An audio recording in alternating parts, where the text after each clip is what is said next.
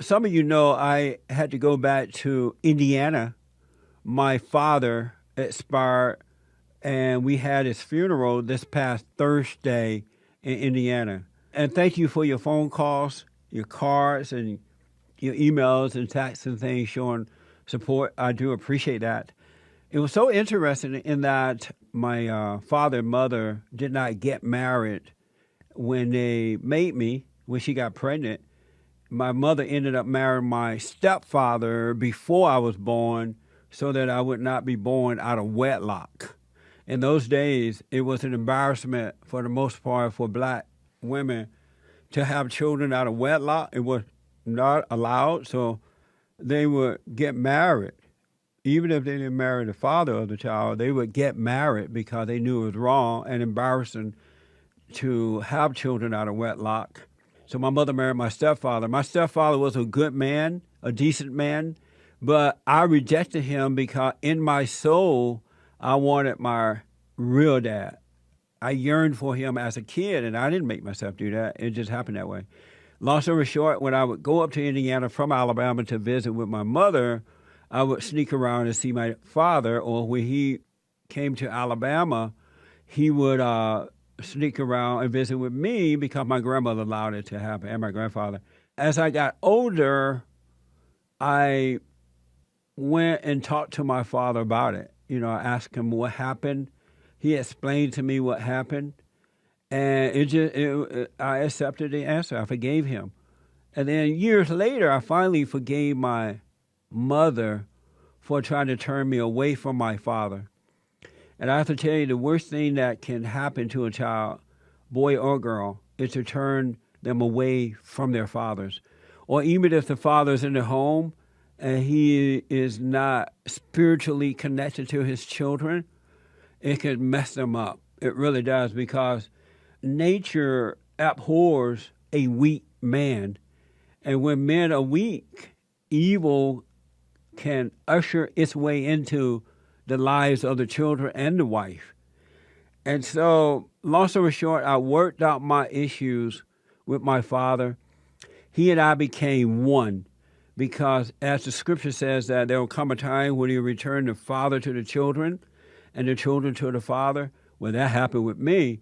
And when that happened, it caused me to return to God.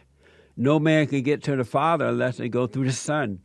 And the fathers represent God in their homes and in a family. They are the sons of God. They may be a poor example of it, but reality is they are the sons of God.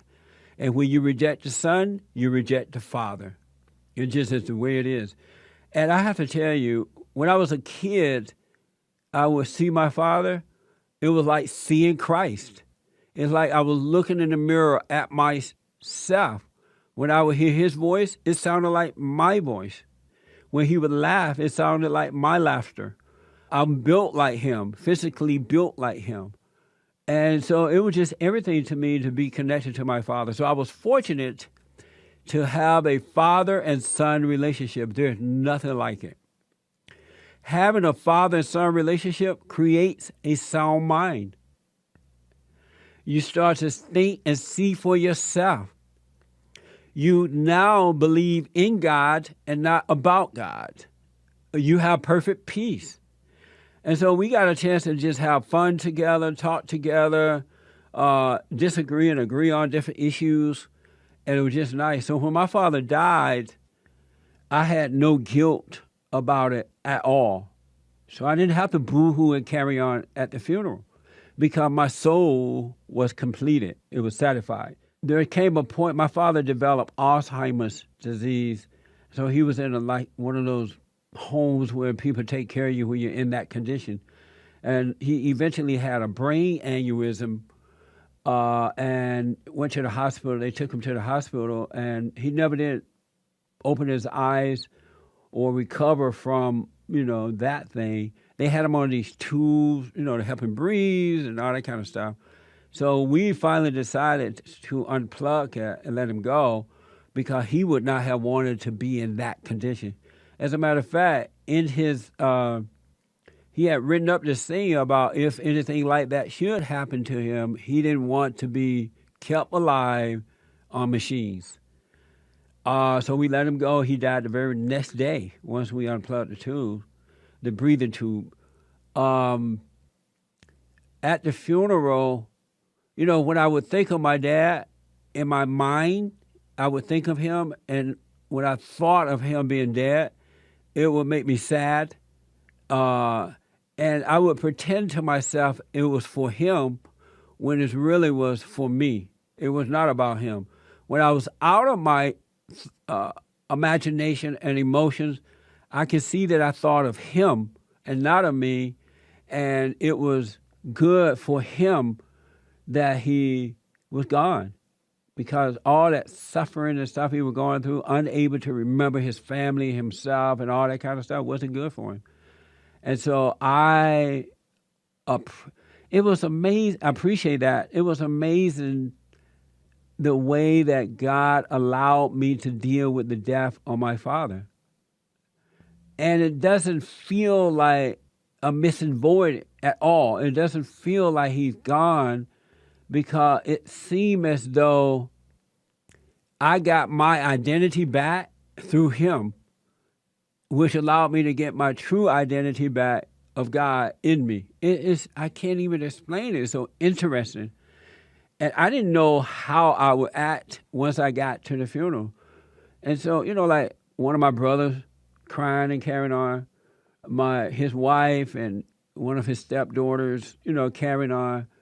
And I'm looking at these people saying, wow, it's not even real why they're crying. And I'm not saying that for some people it's easy to lose a loved one. For most people, it's hard to lose a parent, especially a parent or a child or something like that. But if you, as human beings, were to return to your fathers and love your fathers with all your heart, soul, and might, even if they're weak, your whole life, your whole nature would change for the good. My father was 83 years old at the time of death. He was a preacher, a Baptist preacher. He was a Democrat. Like most, he born a Democrat, going to die a Democrat, no matter what. He fed the homeless and all that kind of stuff at his church every Sunday or every whatever day they did that on. He also was very cheap, very, very tight with money. I think that my father had a lot of anger against his parents. As far as I can tell, now maybe he did it, he wasn't able to tell me, but I don't know if he ever got over that. He had the same issues that I had in the beginning with my parents, so hopefully he gotten over it. But, being a preacher and doing what preachers believe they should do, he did all that stuff, He read the Bible all the time, and whenever you spoke to him, he spoke about God and about the Bible. He did all that kind of stuff, but I'm not sure if he ever forgave his father and mother. He may have, but I'm just not sure. I know that when I went to him, it was not difficult at all to do. He was open for it. And so there you have it. May his soul rest in peace. I truly love my father. I feel, even though he's passed on, it just feels like, my soul is still complete. It feels satisfied. You know what I mean? So I would suggest, folks, that if you have any, no matter how old you are, male or female, that you make an effort to return to your fathers by forgiving them. If you want to know, because what I've noticed over the last 25 years, I used to wonder, and at the time I was dealing mostly with black people, even though I worked with all races of people, I used to wonder, why was the mindset of black men and women so messed up, so evil, and they can't communicate completely. They don't know how to communicate. They're very emotional. They're very angry and destructive, and the idea of living upright is not even a part of their thinking. Now they go to church and not all, but most of them go to church and they quote the Bible, they give money and they help around the church there. But as far as living it, they're not even putting forward the effort to live it.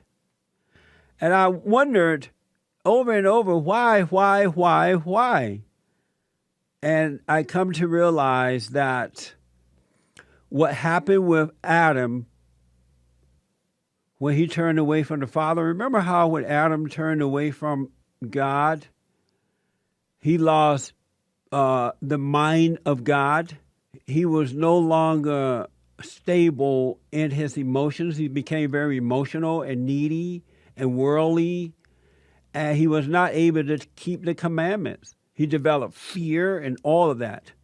Well, because most Black Americans have turned away from their earthly fathers, the same identical thing has happened to them. Anybody, man or woman, who is not close to their fathers, earthly fathers, have no relationship with God, and as a result, they're very emotional, they have fear, they have doubt, mentally they're not stable, they don't have wisdom of the mind.